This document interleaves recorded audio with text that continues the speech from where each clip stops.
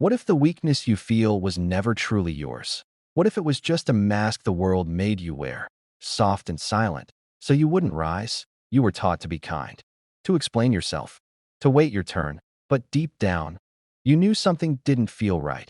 You felt it when people spoke over you, when they smiled with dead eyes, when they used your empathy like a leash. And the worst part, you kept giving because you thought that was strength. Let me break something to you, something raw, something real. You are not weak, that you've just been conditioned to act like prey in a world built by predators. Manipulation isn't just a trick. It's a language, and you were never taught how to speak it. Because the moment you do, you stop being controlled. But here's the truth no one dared tell you. They don't manipulate the strongest. They manipulate the soft-hearted, the unaware, those who live from emotion, but don't yet rule it.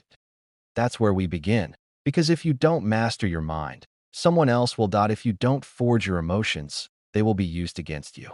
Your heart is pure, but purity without power is just vulnerability. So listen closely. This isn't a video. This is your initiation. A deep return to your own throne. And it starts with two forgotten truths. First is mental alchemy. Your emotions are not enemies. They are molten metal, raw, hot, volatile. Yes, they burn. But in your hands, they can become armor. You've been taught to fear your anger, your sadness, your jealousy. But emotion is energy. And energy is neutral. Until you wield it, breathe deep. Can you feel that flicker in your chest right now? That's your power waking up. Mental alchemy means you don't run from emotion. You refine it. You transmute it. Pain becomes purpose. Sadness becomes signal. Anger becomes sword. This is not suppression. It's transformation. But transformation is not painless. It demands you sit with your shadows, not silence them. To walk into your inner forge and hold the fire with steady hands. That is the difference between a slave and a sovereign. Now the second truth is inner discipline. It's not flashy. It's not loud, but it is absolute. Because all freedom begins with control, not of the world, not of others. Of yourself. You think the manipulators hold power? No, they feed on your chaos. They sniff out the cracks in your self-image, the tremble in your voice, the flicker of doubt in your eyes. But when your emotions are disciplined, when your silence is chosen, when your heart doesn't chase approval, then you become unreadable, untouchable, like a mountain in the storm. And suddenly, those who once played you fumble. They don't know where to push, where to dig, where to insert their little hooks of guilt and charm and pressure, because your mind becomes a locked gate, and your spirit, a blade they cannot touch. But this path is not easy. It requires more than watching. It requires war, not outward, inward. A daily battle with your old patterns, your need to please, your fear of being alone.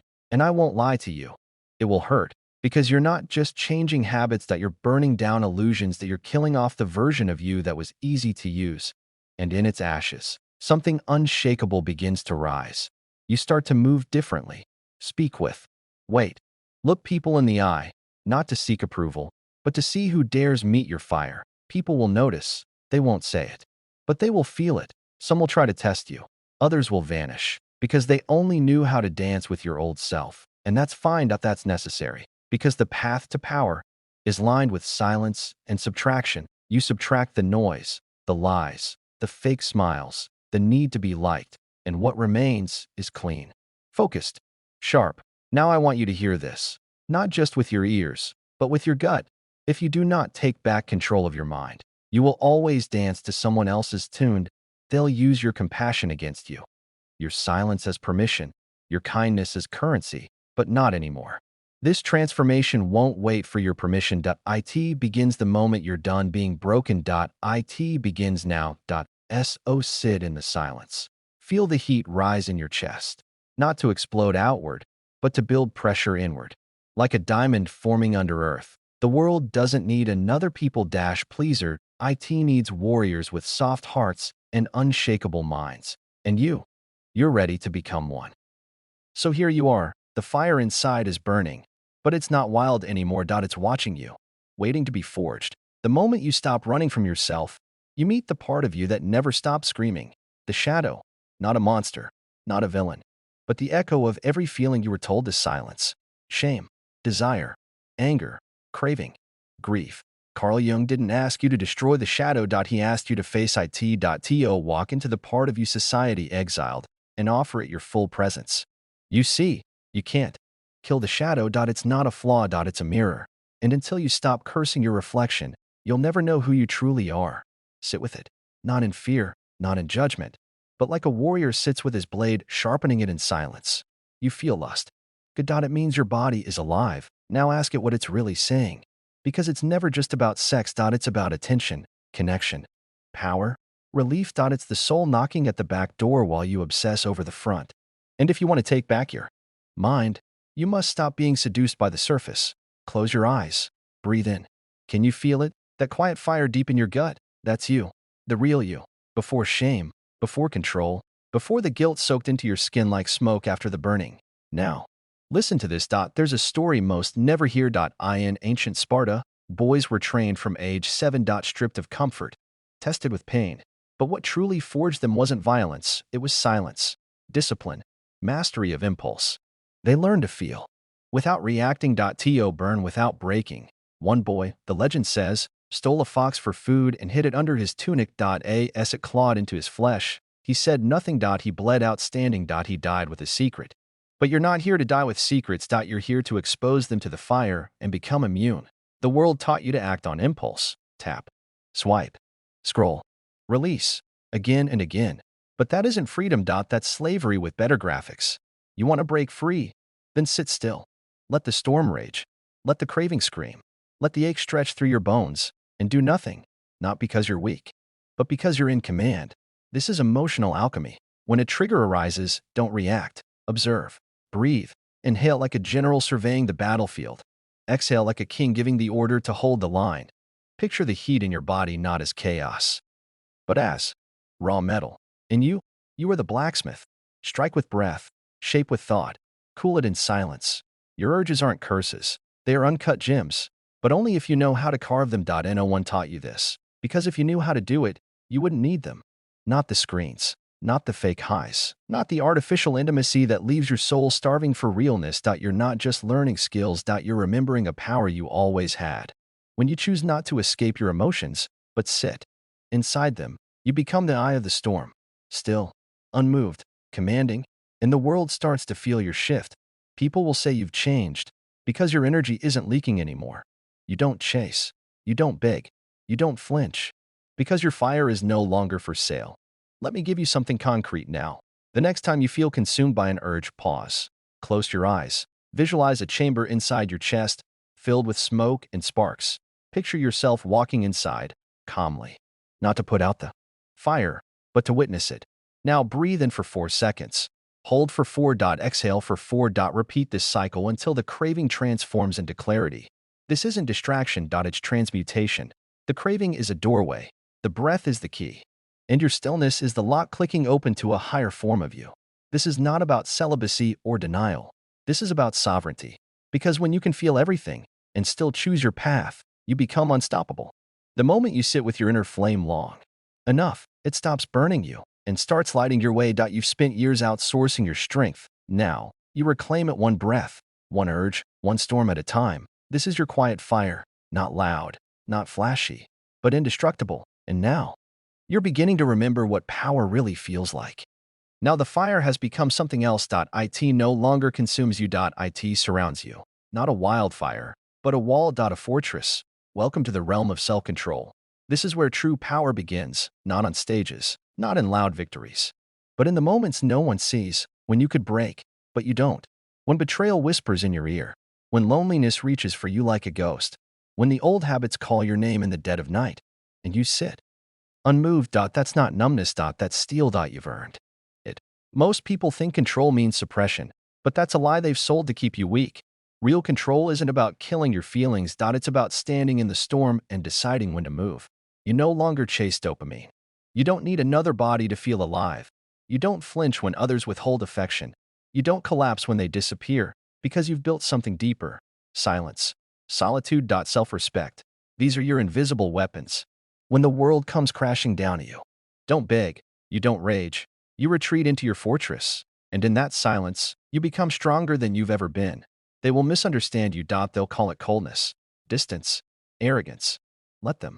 Because they have no idea the war you fought just to sit still. You've stopped explaining yourself. You don't justify your distance anymore. Because the real ones feel your discipline and they respect it without needing a word. You used to reach out in panic. Now you hold the line. You used to seek validation. Now you sit in clarity. Because you know this now. If someone else has the power to calm your mind, they also have the power to break it. That's not love. That's dependency. You don't want comfort. You want command. And that comes from discipline. You wake up early. You journal the truth, even when it cuts. You breathe deep when you want to lash out. You train your body until it reflects your mind. You no longer wait for motivation. You move on command. Your own. Because the warrior you're becoming doesn't serve emotions. He commands them. You still feel everything. But now you choose what to feed. You see, the mind will follow whatever story you repeat. So you craft your narrative with precision. This betrayal? A test. This loneliness? A mirror. This craving? A compass. And slowly, the voices that used to control you fall silent. Why? Because you don't need their permission anymore. You stop playing games. Stop chasing ghosts. Stop bleeding for people who never saw your value. Because you saw it.I in the fire.I in the silence.I in yourself. Your solitude is no longer a punishment. It's a sanctuary. Your desires no longer rule you. They obey. Now you understand. The mind is a kingdom. And without a king at the throne, chaos reigns. But you've taken the throne back, not with violence, but with vision, not by dominating others, but by mastering your own patterns. So now, when people ask why you seem different, why your energy shakes rooms, why you speak less but command more, you don't explain. Because kings don't explain. They embody. You used to give everything just to feel wanted. Now you hold everything and let the world come to you. Not because you're playing a game, but because you've outgrown the arena. You know now that your strength is quiet. Your power is subtle. Your value is sacred. You are no longer looking for a gate to walk through. You've become the gate. No addiction owns you. No person defines you. No urge manipulates you. This is the fortress of self-control. It is built in silence, forged in solitude, and protected by the decisions you make when no one is watching. From this place, you don't react. You respond. You don't beg. You bless. You don't cling. You choose. Because your loyalty now belongs to only one thing, your highest self. And that is unshakable.